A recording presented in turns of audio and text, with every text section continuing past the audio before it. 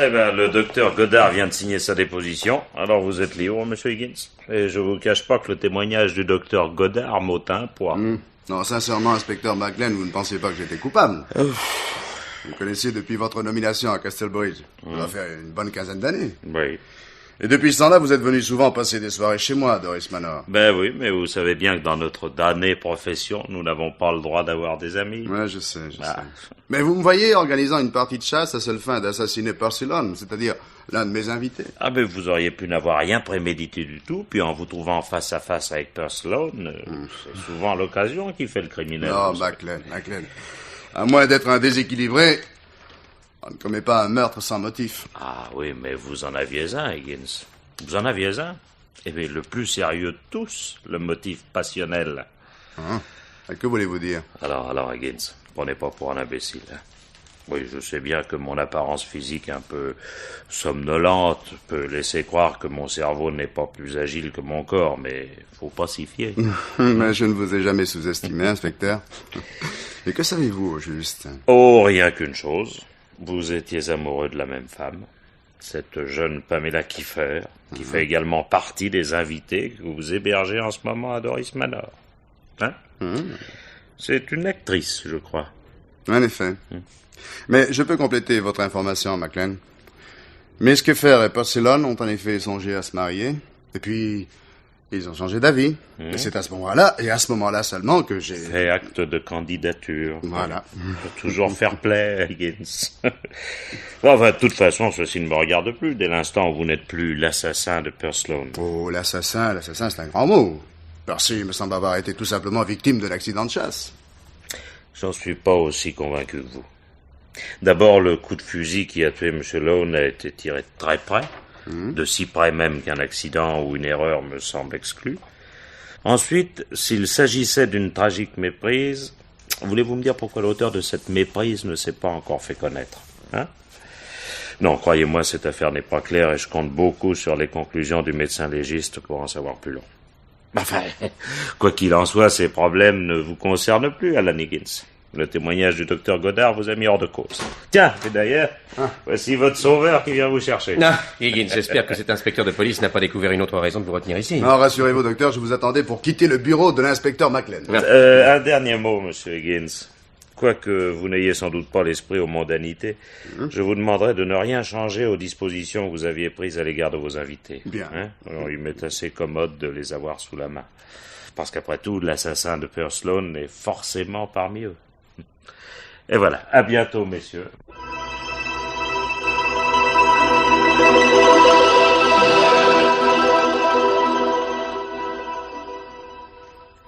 Oh, Alan! Alan, ils vous ont relâché. Que je suis heureuse. Et vous pensez qu'ils allaient me conserver assez longtemps pour que vous ayez l'occasion de me porter des oranges? Nous étions désolés, Alan, de ce qui vous est arrivé. Après la mort tragique de Percy, votre arrestation, nous avons été comblés. Oui, en tant que maître de maison, je me rends compte que mon week-end commence mal. Mais je suis cependant obligé de vous demander de demeurer à Doris Manor, même si vous y éprouvez une répugnance bien légitime. Oh, non. Alan. Oui. Alan, je voudrais vous parler. Pouvons-nous aller dans la bibliothèque? Et bien sûr, Pamela, que se passe-t-il? Vous semblez bouleversée. Il faut que je vous parle seul. Et le plus vite possible. Non, je vous suis.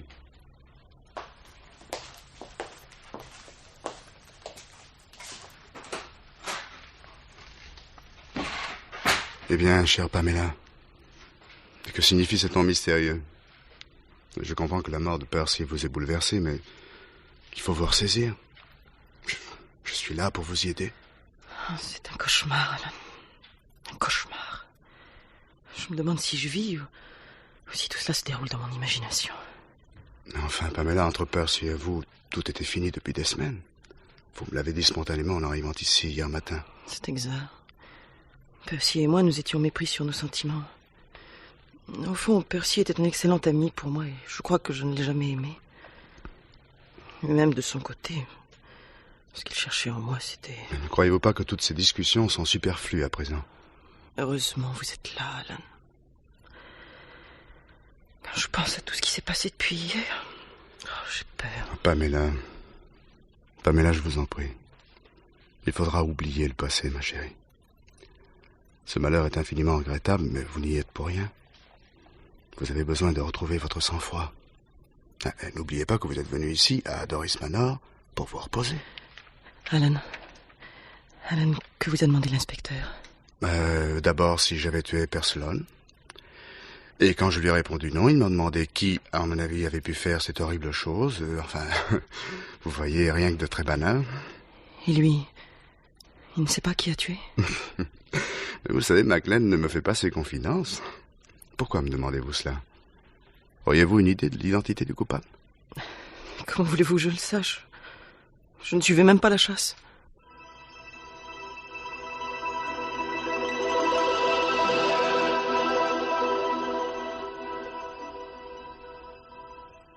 Oui, je sais bien, Miss Kiefer, que votre état de santé vous a empêché d'assister à la partie de chasse. Aussi, est-ce plus une opinion qu'un témoignage que j'attends de vous? Je vous l'ai dit tout de suite après le drame, inspecteur. Oui. Percy et moi avions cessé de nous voir depuis quelques semaines. Nous estimions qu'un certain délai s'imposait après la décision que nous avions prise. Je n'ai donc eu aucun contact avec M. Lone jusqu'au moment où je l'ai retrouvé ici. Mais excusez-moi d'insister, Miss Kiefer, mais dans ma damnée profession, ce sont souvent les gens qui ne savent rien qui m'en apprennent le plus. Quel climat moral régnait entre vous et Percy Lone? Nous avions fait fausse route, Percy et moi. Nous aurions dû prendre tout de suite le chemin de l'amitié. Oui, mais me dites-vous cela à cause d'Alan Higgins? Monsieur Higgins n'a rien à voir dans ma rupture avec Percy. Si c'est cela que vous voulez insinuer, inspecteur. Oui, c'était cela, en effet. Et savez-vous si, depuis votre rupture, les rapports entre Percy Lone et Alan Higgins s'étaient modifiés? Je croyais qu'Alan était reconnu innocent depuis le témoignage du docteur Goddard. Et qui dit le contraire? Ah, tiens, à propos, vous le connaissez, ce docteur Goddard? Je l'ai consulté à Londres, oui, 1 ou 2 fois. Et c'est un spécialiste du système nerveux, je crois, hein? Oui, je crois. Écoutez, à quoi bon toutes ces questions, inspecteur? Vous ne voyez pas que je suis à bout de nerfs? Décidément, la mort de Percy Lone semble vous avoir affecté plus que les autres témoins du drame. Excusez-moi de vous Oui. interrompre, Maclean. On vous demande au téléphone du commissariat. Ah bon? Mais Bonjour, vous pouvez merci. prendre la communication d'ici. Ah ben, merci bien. Pamela, que se passe-t-il? Je vous expliquerai, Alan, plus tard. Oui, ici Maclean. Ah, c'est vous, sergent. Vous me passez le médecin légiste, d'accord. Oui, allô? Ah, bon, docteur. Et c'est terminé? Alors? Oui. Ah, non, surtout pas, hein. Non, je viens tout de suite, attendez-moi. Monsieur Higgins, j'interromps provisoirement l'interrogatoire. Ah, un fait nouveau, inspecteur? Vous avez votre assassin? Non, pas encore. Je suis pas un génie, moi, mais j'ai de la patience. Et avec un peu de chance, dans la plupart des cas, c'est suffisant. Alors, à bientôt, Higgins. À bientôt. Non, me reconduisez pas, mon ami. Je connais le chemin.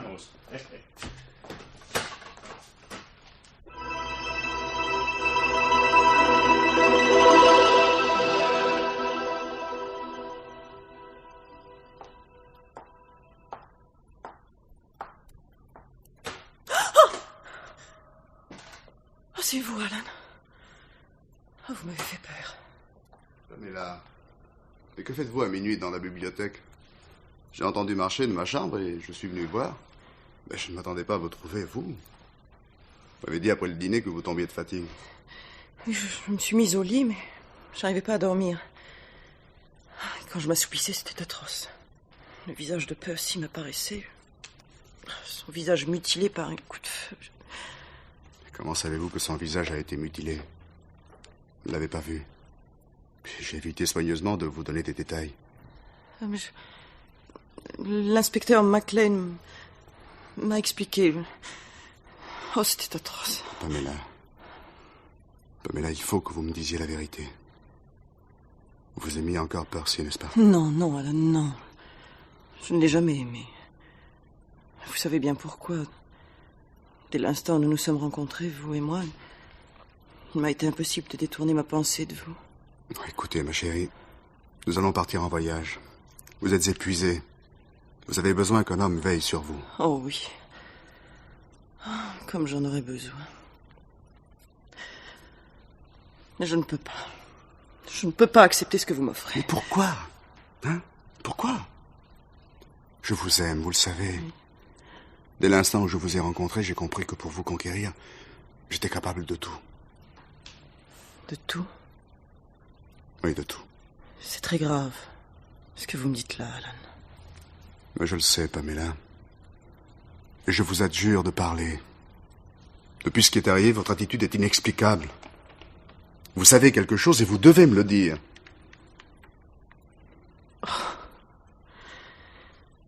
Oh, c'est affreux. C'est trop affreux, Alan. Et qu'est-ce qui est affreux?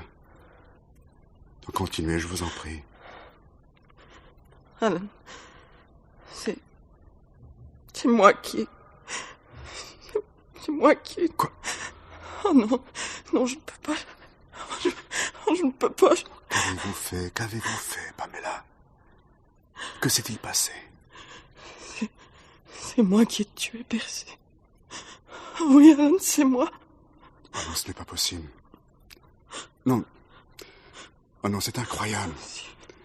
Mais d'abord, vous ne suiviez pas à la chasse. Vous étiez resté dans votre chambre avec une horrible migraine. C'était un prétexte, Alan. En réalité, j'ai guetté le départ des chasseurs derrière les volets de ma chambre. Je les ai laissés prendre un peu d'avance. Et puis, sans bruit, je me suis glissé hors du château. Je tenais mon fusil caché sous mon manteau. J'ai pu m'approcher sans difficulté de Percy. Pamela, vous aviez l'intention de tuer Percy? Oh non! Non, non, seulement de l'impressionner. De le menacer. Percy détenait certaines lettres de moi, des lettres qu'il ne voulait pas me rendre. Quand il s'est aperçu des sentiments que je vous portais, il est devenu fou de rage. Il m'a dit que jamais il me laisserait partager la vie d'un autre homme. Oh, c'est étrange. Avec moi, il se montrait cordial. Il avait accepté mon invitation avec empressement. J'ai l'impression, en vous écoutant, que vous me parlez d'un autre homme que je ne connaîtrais pas. Oh.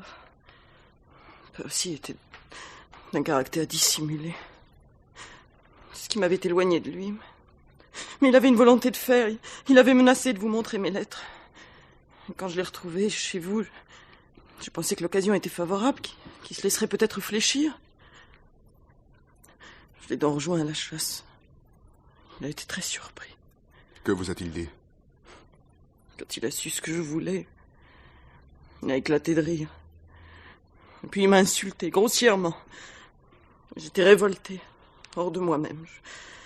Alors je sais plus très bien ce qui s'est passé. Je me revois seulement en train d'appuyer sur la gâchette. Oh, c'est affreux, Alan. Oh, c'est un cauchemar. Allons. Pamela, ma chérie. Qu'avez-vous fait? Oh, c'est terrible. Alan, ne m'abandonnez pas. J'ai tellement besoin de vous. Si vous pouvez m'aimer encore, après ce qui s'est passé... Mon chéri, dans toutes les circonstances, je demeurerai auprès de vous. Soyez-en convaincus. Il faut que nous prenions une décision. N'avez-vous pas songé à raconter la vérité à l'inspecteur Maclean? Mais il ne m'aurait pas cru. Comment prouver que mon geste n'était pas prémédité? Non, tout m'accuse. Tout est contre moi. Oui, sans doute. Mais voyons essayer de vous souvenir, chérie. Que s'est-il passé après? Oui, quand Percy est tombé. Je suis demeurée un instant comme pétrifiée. Et puis j'ai eu un réflexe de sauvegarde, je me suis enfuie. J'ai couru comme une folle jusqu'au château et je me suis enfermée dans ma chambre. Personne ne vous a vu? Vous en êtes sûr? Non, j'avais laissé la porte-fenêtre de ma chambre entrouverte, je n'ai eu qu'à la pousser pour rentrer. Et l'arme? Je m'en suis débarrassée, en l'achetant dans un des massifs de rhododendron dans le parc. Vous portiez des bottes? Oui. Ah, oui, elles doivent être couvertes de boue. Oh mon Dieu, j'y avais pas pensé. Ouais, il faudra les nettoyer vous-même avec soin. Demain matin, à l'aube, nous chercherons votre fusil dans le parc et je l'enterrerai. Alan, vous voulez bien m'aider. Vous n'avez pas peur des conséquences? Je ne peux pas supporter l'idée que vous alliez en prison. Personne ne sait que vous avez rejoint la chasse. Nous avons une chance de réussir. Ne bougez pas. Je vous préviens, je tire juste. Ah! C'est vous, Higgins. Ah! Docteur Goddard, vous avez fait peur. Quelle idée de braquer sur les gens un revolver en pleine nuit. Pardonnez cette brutale intrusion, mais j'ai entendu marcher dans la bibliothèque et je me suis demandé si par hasard ce n'était pas notre assassin. N'oubliez pas qu'il rôde autour de nous. Vous lisez trop de romans policiers, mon cher. Sur ce, allons nous coucher. Excellente idée. Miss Kiefer me paraît ivre de fatigue. Avez-vous besoin de mes bons offices, cher ami? Non, non. Non, merci, docteur. Ça ira très bien.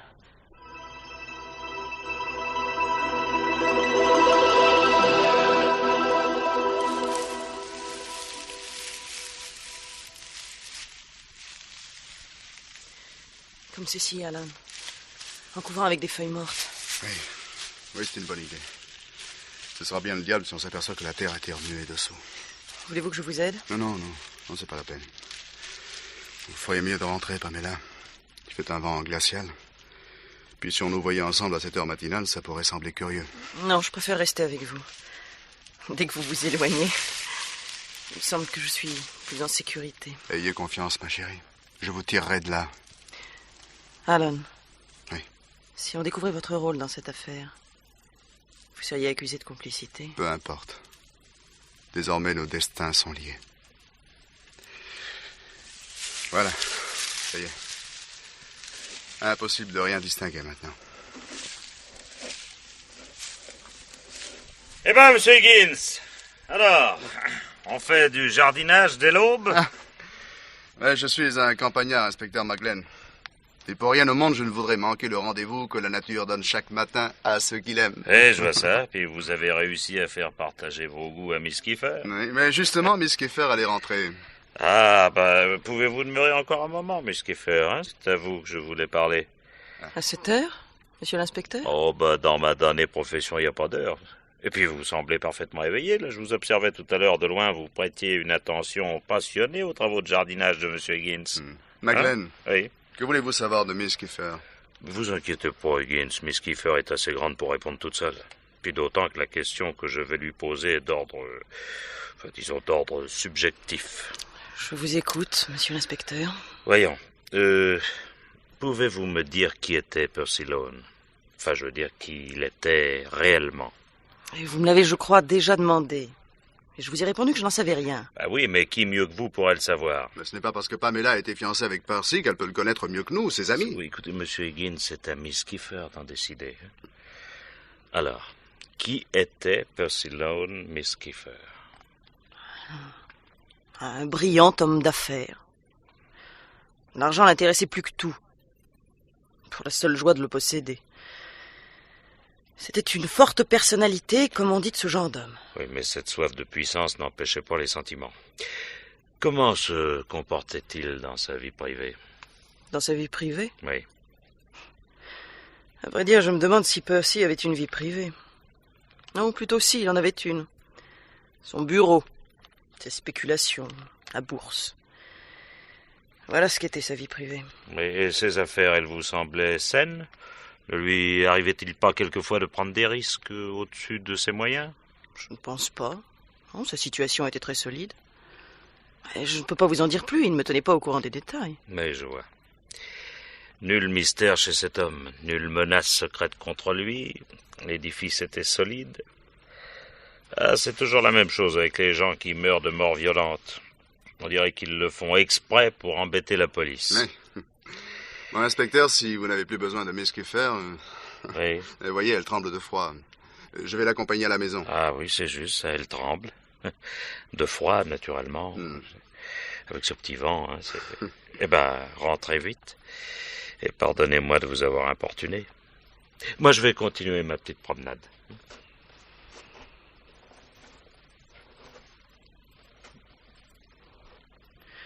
Non.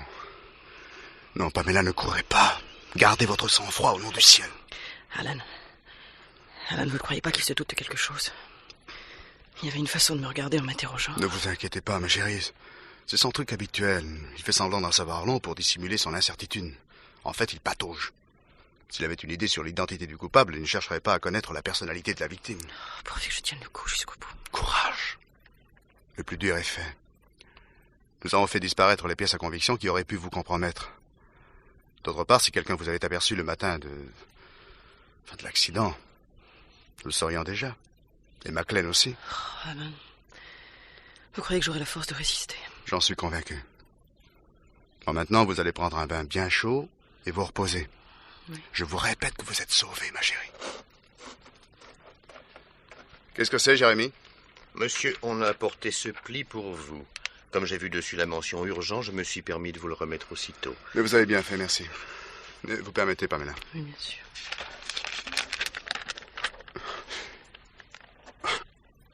Jérémy, Monsieur? qui a apporté ce pli? Ah, je ne sais pas, monsieur. Je suppose que c'est un coursier. Je l'ai trouvé dans l'office. Mais demandez à l'office si personne n'a vu le coursier. Ah, bien, monsieur. Alan, mais vous êtes tout pâle. C'est terrible. Quelqu'un vous a vu hier matin. Quoi? Oh, c'est incroyable. Incroyable. On dirait que la personne qui a écrit cette lettre vous a suivi pas à pas le matin du drame. Je suis sûre que personne n'a pu me suivre. Et pourtant, c'est clair. Écoutez. Miss Kiefer est sortie peu après le départ des chasseurs. Elle a rejoint Père Sloan à la lisière du bois et l'a tué d'un coup de fusil. Mon Dieu. Je vous le répète, celui qui a écrit cela est un témoin visuel. Vraisemblablement l'un de ceux qui nous entourent, un habitant du village ou un de mes invités. Mais pourquoi vous envoie-t-il cette lettre à vous? Parce qu'il doit savoir également que je suis au courant. Peut-être même que je vous ai aidé. Croyez-vous qu'il va nous dénoncer à la police? Non. Non, je ne le pense pas. Enfin, pas tout de suite en tout cas. Notre mystérieux correspondant doit avoir des raisons d'agir comme il le fait, des raisons faciles à deviner. Le chantage. Oh, Alan, vous croyez? Mais alors nous sommes perdus? Nous sommes dans ses mains. À moins que nous ne prévenions tout de suite la police. Ah non, Alan, non, pas la police. Je ne veux pas aller en prison, je ne veux pas.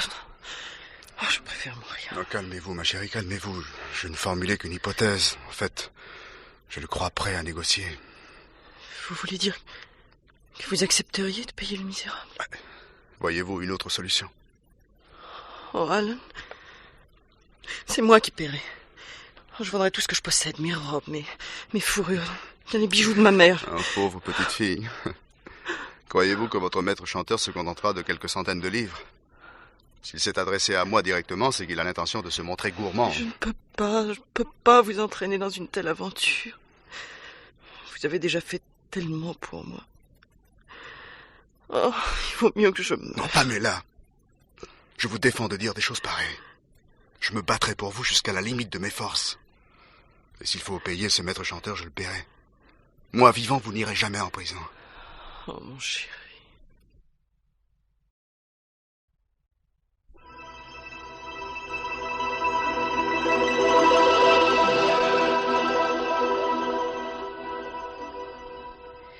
Mais enfin, Maclean, pourquoi toutes ces subtilités? Pourquoi ne pas abattre votre jeu puisque vous avez tous les atouts en main? Précisément parce que je les ai, monsieur le superintendant. Ils vont pas disparaître tout seuls. Oui, sans doute. Mais à quoi bon financer davantage? Ah, ça, je ne saurais vous le dire exactement. C'est une question de flair. Je sens que j'ai intérêt à garder le silence encore quelques jours. Mais après tout, rien ne presse maintenant. Maclean, je ne vous comprends pas. Mais alors là, pas du tout. Monsieur le superintendant, si vous aviez vu la tête que faisaient Alan Higgins et Pamela Kiefer ce matin quand je les ai surpris en train de jardiner dans le parc, vous penseriez comme moi que cette affaire peut encore nous réserver des surprises. Elle n'est pas aussi simple que les faits tendent à le démontrer. Bon, vous êtes entêté comme tous les Écossais. Dans notre damnée profession, l'entêtement est une nécessité, monsieur le superintendant. Voulez-vous me faire confiance encore quelques jours? Bien sûr, puisque je ne peux pas faire autrement. Mais attention, Maclean, si vous échouez, tant pis pour vous. Je les laisse encore un peu mijoter dans leur jus. Et il en sortira quelque chose, croyez-moi.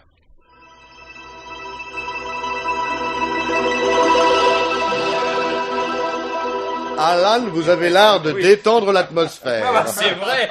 Après l'accident du pauvre Percy, nous étions tous pétrifiés, puis Alan a secoué notre torpeur. Mais ne croyez-vous pas que c'est surtout Miss Kiefer et son sourire angélique qui a rasséréné nos vieux cœurs de célibataires?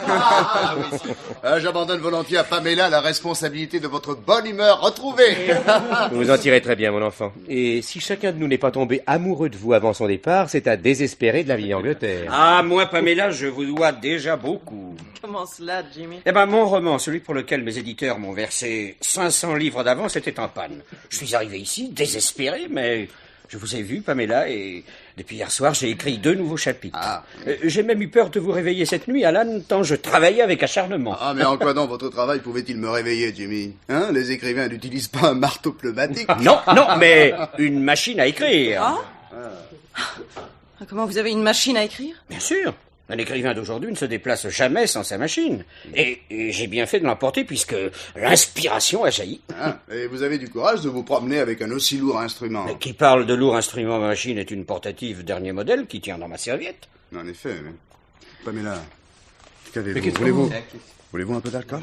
Non, je ne me sens pas très bien. Non, mais asseyez-vous, Miss Kiefer. Donnez-moi votre main. Alors, Toubib, qu'est-ce qu'il y a là?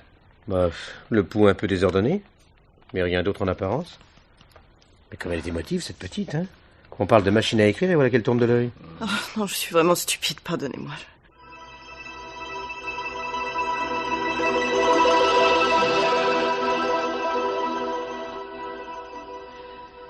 Oh, Alan. Alan, vous croyez que c'est lui? Que c'est Jimmy Reeves? Non, je ne pense pas. Et pourtant, il a reconnu qu'il possédait une machine à écrire. Mais si ça n'était servi pour m'envoyer une lettre de chantage, je ne crois pas qu'il en reconnaîtrait aussi facilement la possession. Il paraît qu'il est couvert de dettes. Son dernier roman ne s'est pas vendu. Oui, je sais. Mais je vois mal un joyeux garçon comme Jimmy devenant du jour au lendemain un maître chanteur. D'ailleurs, les machines à écrire portatives sont très répandues. Je suppose que celle sur laquelle la lettre a été tapée doit ressembler à la mienne.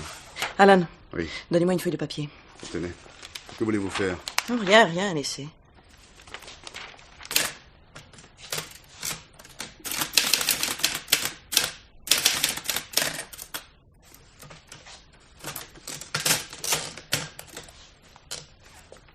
Alan. Regardez. Quoi? J'ai écrit les premiers mots de la lettre. Vous ne trouvez pas que les caractères ressemblent aux autres? Ah oui, peut-être. Attendez. Nous allons comparer. Oh, ça alors. Pas d'erreur, n'est-ce pas? Non, pas d'erreur. La lettre que nous avons reçue a été tapée sur ma propre machine. Mais qu'est-ce que cela veut dire?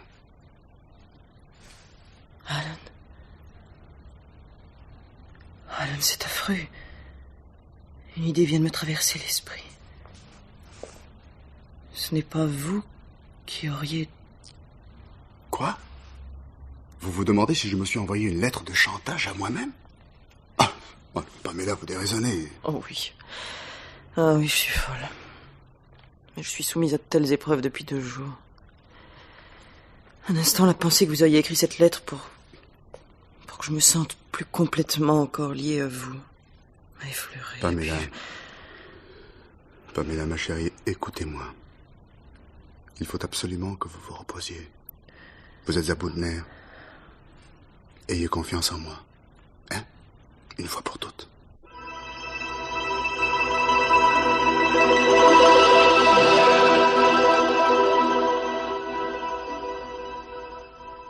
Docteur Godard! Tiens, inspecteur. À quoi jouez-vous, embusqué sous les murs du château?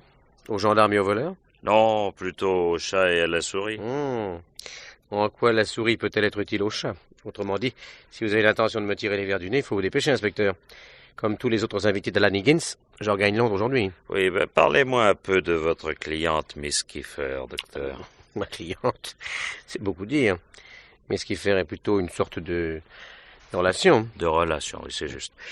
C'est vous qui lui aviez présenté Percy Lone, n'est-ce pas? Disons qu'elle l'avait rencontré chez moi. Oui, et c'est chez vous aussi qu'elle a rencontré Alan Higgins. Inspecteur, je reçois beaucoup. Vous devez le savoir puisque vous semblez vous intéresser à mes activités mondaines.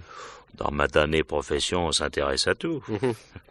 Non, ce que je voulais seulement savoir de vous, c'est si Pamela Kiefer, en dehors du théâtre, vous paraissait exercer un autre état. Non, inspecteur. Non.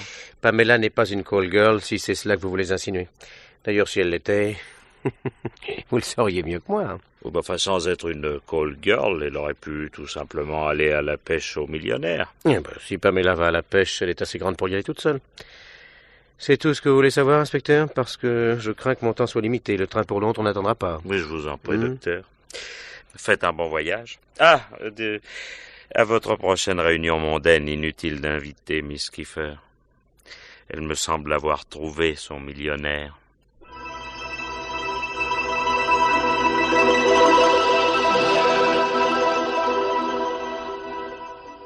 Je ne vous dérange pas, Alan? Je voulais vous faire mes adieux. Vous prenez le train de 13h, je pense. Mon chauffeur va vous raccompagner à la gare. Savez-vous qui je viens de rencontrer? Maclean. Tiens, que faisait-il? Oh, il flairait. Me fait penser à un chien de chasse qui hume le vent. Il m'a à nouveau interrogé sur Miss Kiefer. Quelle rage a-t-il donc après elle? Oh, le policier cherche toujours la femme, c'est classique. Et puis, peut-être sait-il que Miss Kiefer est sortie peu après le départ des chasseurs, qu'elle a rejoint Percy Lone à la lisière du bois, et l'a tué d'un coup de fusil. Quoi? Qu'est-ce que vous dites? Est-ce que vous avez parfaitement entendu, Alan? D'ailleurs, pour le cas où vous m'auriez mal compris, vous pouvez relire la lettre. La lettre? Mais comment savez-vous? Pour la simple raison que c'est moi qui l'ai écrite. Je l'ai même tapée sur votre propre machine. Mais docteur, c'est une plaisanterie de très mauvais goût. Ce serait en effet une plaisanterie de très mauvais goût si c'était une plaisanterie. Mais le cadavre de Percy Lone est là pour nous aider à garder notre sérieux. Si j'ai pu aussi parfaitement vous innocenter, Alan, c'est parce que je savais qui avait tué Percy. Vous voyez? Tout s'explique.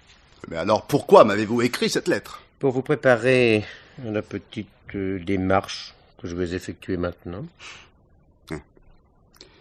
Vous avez l'intention de me demander quelque chose? De vous vendre mon silence. Ah oui, c'est tout ce qui me reste à vendre. Mon cabinet est hypothéqué et l'héritage de mon père n'est plus qu'un souvenir. Savez-vous, docteur, que vous êtes le plus ignoble personnage que j'ai jamais rencontré? Je n'ai pas le choix des moyens, Alan. Je suis embourbé jusqu'au cou. Une chance comme celle que j'ai eue il y a 3 jours, ça ne se laisse pas passer. Parce que vous appelez ça une chance? Oui. Une chance de refaire ma vie, comme on dit dans les mélodrames. Dans 3 jours, je serai au Mexique avec les 20 000 livres que vous allez me remettre. Je ne sais pas ce qui me retient de vous casser la figure. Ah, je vais vous le dire. La crainte que Pamela Kiefer n'aille en prison. Pensez bien que j'ai pris mes précautions pour le cas où il m'arriverait malheur. Et puis, 2 morts ici pour le week-end. Ça finirait par faire jaser. Mais taisez-vous! Alan, cette scène est aussi pénible pour vous que pour moi. Alors je vous offre un marché.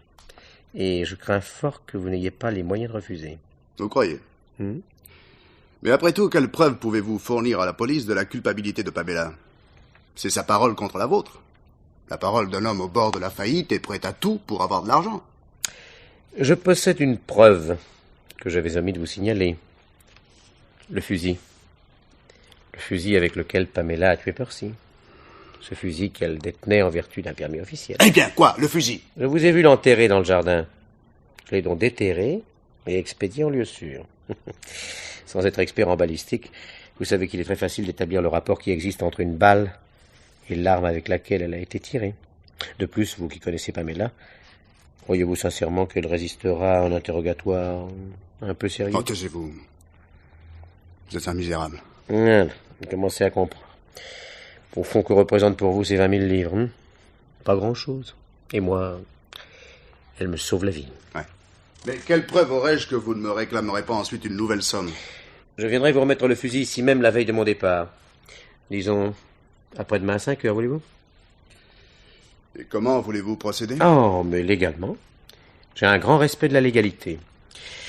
Vous allez donc signer cette reconnaissance de dette, qui porte, comme vous le voyez, la date du 6 novembre 1957. Mais pourquoi cette date et pourquoi voulez-vous que je signe ce papier? Eh bien, cette date correspond à l'époque où j'ai hérité de mon père. C'est pour la vraisemblance. Quant à la reconnaissance de dette, elle me met à l'abri d'une éventuelle plainte en chantage que vous pourriez être tenté de déposer contre moi pour le cas où vos sentiments à l'égard de Miss Kiefer viendraient à se modifier. Faut tout prévoir dans l'existence. Et les 20 000 livres? Oh, bon, rien ne s'oppose à ce que vous me signiez un chèque. J'ai confiance en vous. Ah, vraiment. Alors finissons-en tout de suite.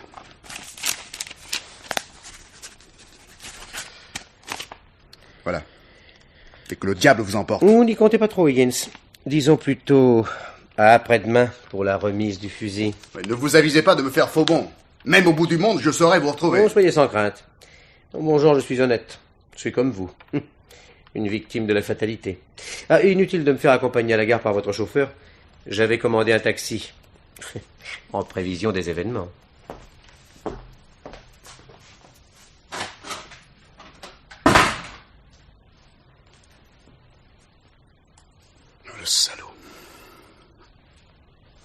Nom de salaud.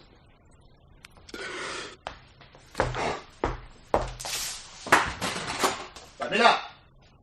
Pamela! Alan! Alan, que se passe-t-il? Vous semblez bouleversé. Je viens d'avoir une conversation avec l'homme qui nous fait chanter. Non. Qui est-ce? Vous allez avoir un choc. Godard.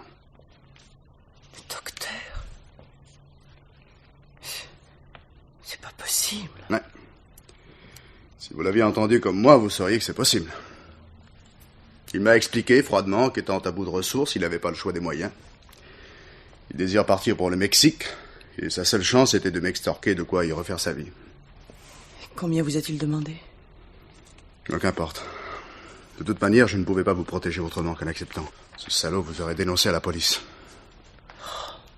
Alan. Alan, comment pourrais-je jamais vous témoigner ma reconnaissance? Non, ne parlons pas de reconnaissance entre nous, chérie. Je vous aime. Moi aussi, je vous aime, Alan. Et je suis prête à vous suivre. Ma chérie. Dès que ce misérable aura remis le fusil, nous partirons pour le continent, où nous nous marierons. Je vais mettre le château en vente. Nous ne pourrons oublier ce cauchemar que loin d'ici. Alan, vous croyez que vous pourrez épouser une criminelle? Mais vous n'êtes pas une criminelle, Pamela. La mort de Percy était un accident. Il faut vous mettre cette idée dans la tête, une fois pour toutes.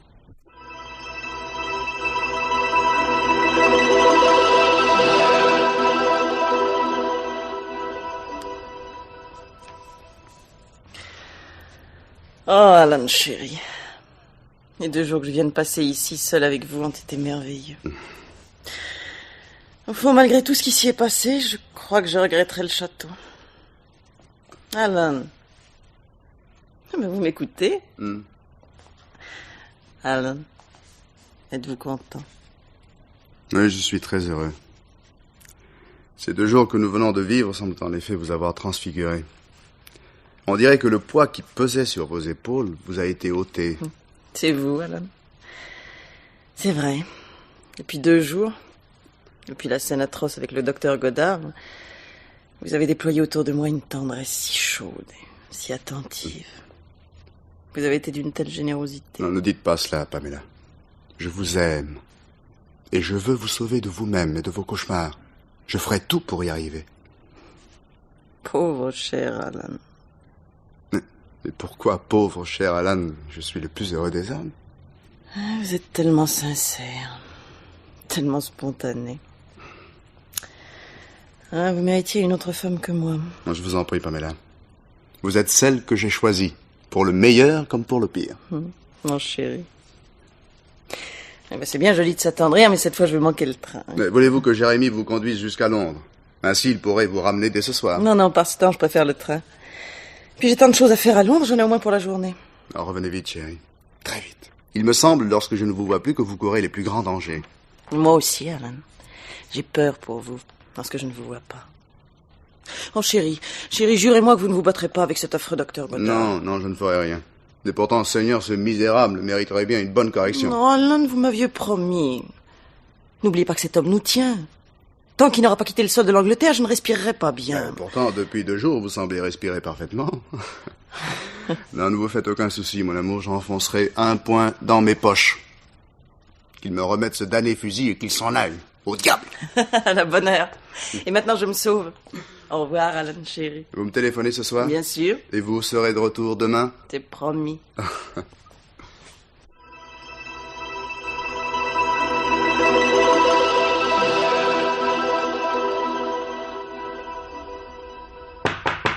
Entrez. Ah, c'est beau, Jérémie. Miss Kiefer est bien partie? Je l'ai accompagné jusqu'à sa place dans le compartiment, monsieur. Bien, très bien, Jérémie. Monsieur, en arrivant, j'ai trouvé dans le hall le docteur Godard. Il souhaite vous voir. Déjà. Oh, c'est bon, faites-le entrer.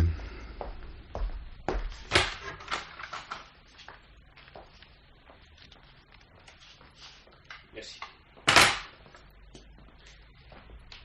Vous êtes en avance, Godard. Mais je préfère cela, plutôt j'en aurais fini avec vous, mieux cela vaudra. C'est ce que j'ai pensé. Mais vous n'avez pas le fusil? Il n'est pas bien loin.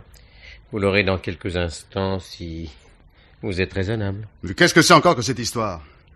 Godard, je vous préviens que si vous m'avez abusé, Vous voulez me parler sur un autre ton, je vous prie?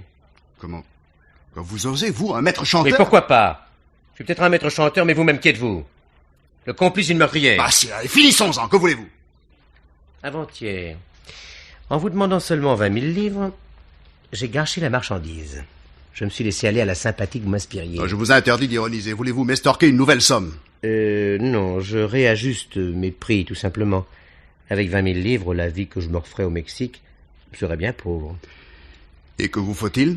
Rien que 30 000 autres livres. Ça fera 50 000 en tout, et il s'est pas payé cher le bonheur avec Pamela Kiefer. Vous êtes encore plus ignoble que je le supposais. Pourquoi? Parce que je touche à votre or? Ah, 1000 regrets, mon vieux. Le bonheur parfait, ça n'existe pas. Si vous voulez vous offrir la femme de vos rêves, il faut payer. Taisez-vous! Bien sûr, pendant 40 ans, Monsieur Alan Higgins se l'est coulé douce. Monsieur Alan Higgins a eu tout ce qu'il voulait et pour pas cher. Aujourd'hui, c'est fini. Monsieur Alan Higgins a des ennuis comme tout le monde. Monsieur Alan Higgins doit mendier son bonheur à un pauvre type comme Michael Godard. Godard, taisez-vous! Non, je ne me tairai pas. Il y a des années que je me tais. Il y a des années que vous me prenez pour un imbécile inoffensif. Eh bien, vous avez eu tort, Alan Higgins. Pour la dernière fois, Godard, vous allez vous taire! Vous l'avez eu, votre Pamela, Vous l'êtes offerte, n'est-ce pas? Eh bien, 20 000 livres, c'est pas assez cher pour une aussi charmante personne. Salaud, vous l'aurez voulu! Non, Higgins, non.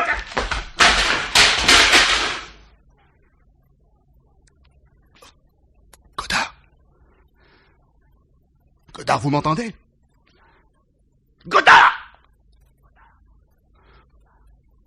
Il est mort.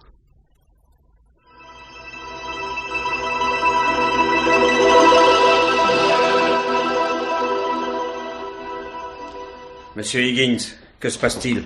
Un accident est arrivé? Il faut que je voie l'inspecteur Maglen tout de suite. Eh ben, c'est vous, monsieur Higgins, qui faites tout ce bruit, là? Pouvons-nous aller dans votre bureau? Mais je vous en prie, suivez-moi. Alors, monsieur Higgins, qu'est-ce qu'il y a de cassé? Je viens me constituer prisonnier, inspecteur. Au cours d'une discussion, j'ai donné un violent coup de poing au docteur Godard. En tombant, sa tête a porté sur la cheminée. Il est mort. Ah, et peut-on savoir le motif de la discussion? Oh, c'est vraiment essentiel. Je vous dis que j'ai tué le docteur Godard. Son corps est allongé dans la bibliothèque. Oui, ben justement, à présent, plus rien de presse. Voilà pourquoi je vous demande pour la seconde fois la raison de votre discussion. Godard me faisait chanter. Sous quel prétexte? Il a fait un faux témoignage devant vous après la mort de Percy Lone. Il vous a dit qu'il ne m'avait pas perdu de vue pendant la partie de chasse. C'était vrai. Seulement ce qu'il a omis d'ajouter, c'est qu'il m'a vu tuer Percy Lone. Parce que vous avez tué également Percy Lone. Oui. Oui, j'étais jaloux de lui, à cause de Pamela. D'ailleurs, vous m'aviez dit vous-même que j'avais un motif. Eh ben, c'est parfait. J'enregistre vos aveux. Mais il est encore une déposition que j'ai besoin de recueillir, c'est celle de Miss Kiefer. Ah non, Pamela n'a rien à voir dans cette affaire. Ah, pardon, elle est le motif du crime. Il me reste à déterminer si votre geste a été prémédité ou fortuit. Et la différence est lourde de conséquences pour vous. Selon le cas, c'est la prison ou la corde. Seule Pamela peut éclaircir ce point. Une confrontation est donc indispensable. Alors vous allez m'accompagner à Londres. Allô, sergent, voulez-vous prier le superintendant Johnson à Scotland Yard de convoquer pour 19h Miss Pamela Kiefer dans son bureau? C'est ça. Bon, je les rejoindrai moi-même à cette heure-là. Puis d'autre part, allez avec 2 hommes à Doris Manor et demandez au docteur Stone de vous accompagner. Voilà, qu'on ne touche rien jusqu'à mon retour qui aura lieu dans la nuit. Merci.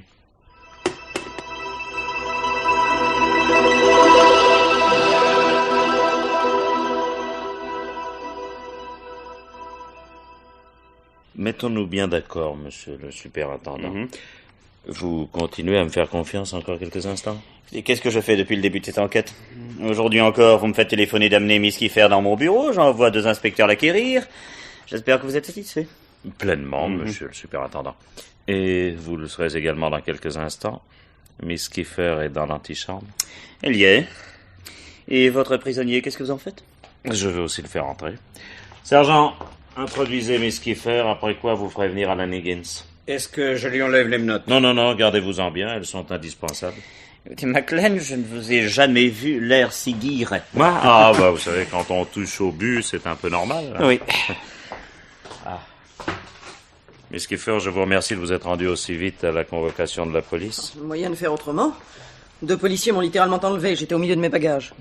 C'est vrai, vous deviez partir pour le continent avec M. Higgins. Mais je crains fort que ce projet ne doive être différé. Voyez. Alan. Les menottes? Mais pourquoi je ne comprends pas? Miss Kiefer, Alan Higgins est passé aux aveux. Il a reconnu qu'il était le meurtrier de Percy Loan. Vous pouvez vous asseoir, Higgins. Mais pourquoi avez-vous fait ça, Alan? Pourquoi? Il le fallait, Pamela. Il fallait en sortir. Alan Higgins, ne croyez-vous pas que la comédie a assez duré? Allez-vous vous décider enfin à me dire la vérité? Mais je vous l'ai dite. Je n'ai rien d'autre à ajouter. Eh bien, tant pis, je me passerai dans de vos aveux. D'ailleurs, on va dire maintenant, j'en ai plus besoin. Mais je reconnais que j'ai été long à comprendre. Oui, qu'est-ce que c'est? Inspecteur Maclean? Oui. Un message urgent pour vous. Ordonnez, sergent. Permettez, Miss Kiefer? Juste le temps de jeter un coup d'œil, j'attendais précisément un renseignement d'extrême importance.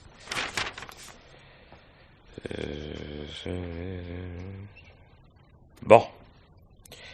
C'est parfait.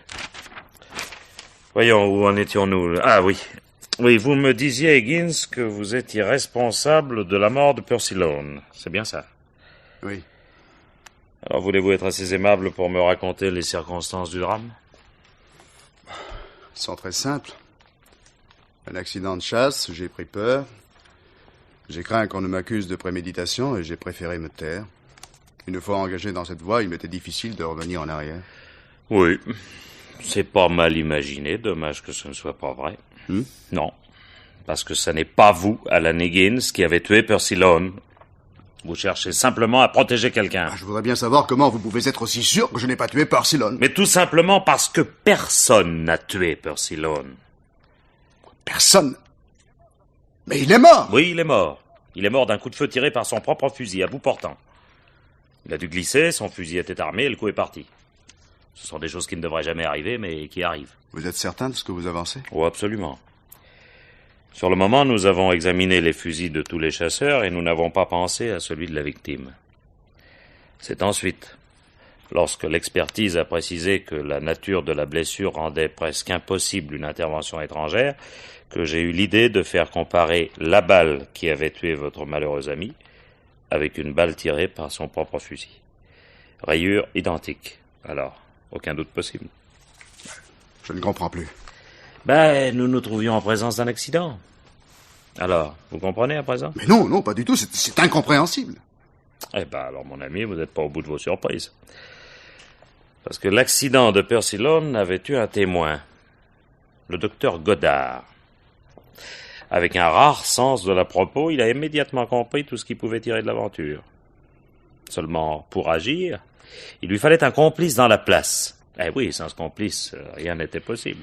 Et ce complice, vous l'avez découvert? Oui, disons que j'ai attendu qu'il se découvre. Mais c'est pour ça que je n'ai pas livré les résultats de l'enquête.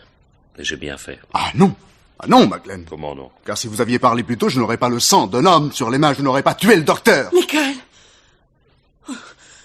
Vous avez tué Michael. Oui, c'est vrai, Miss Kiefer, vous ne saviez pas ça. Vous savez, les événements ont marché si vite aujourd'hui, j'ai pas eu le temps de vous mettre au courant. Pardonnez-moi, Pamela. Pardonnez-moi, je n'ai pas pu tenir ma promesse. Il n'avait pas tenu ses engagements. Il voulait poursuivre son chantage. Il m'a insulté. J'ai perdu la tête. Oui. Il me semble que tout est clair. Ce que je ne comprends pas, Pamela, c'est la raison pour laquelle vous vous êtes accusé devant moi du meurtre de Percy Loan. Vous entendez, Miss Kiefer? Monsieur Higgins aimerait savoir pourquoi vous lui avez menti. Michael est mort. Quant à moi, j'ai encore quelque chose à vous apprendre, Miss Kiefer. Pendant que vous étiez en route vers Scotland Yard, nos inspecteurs ont un peu visité votre appartement.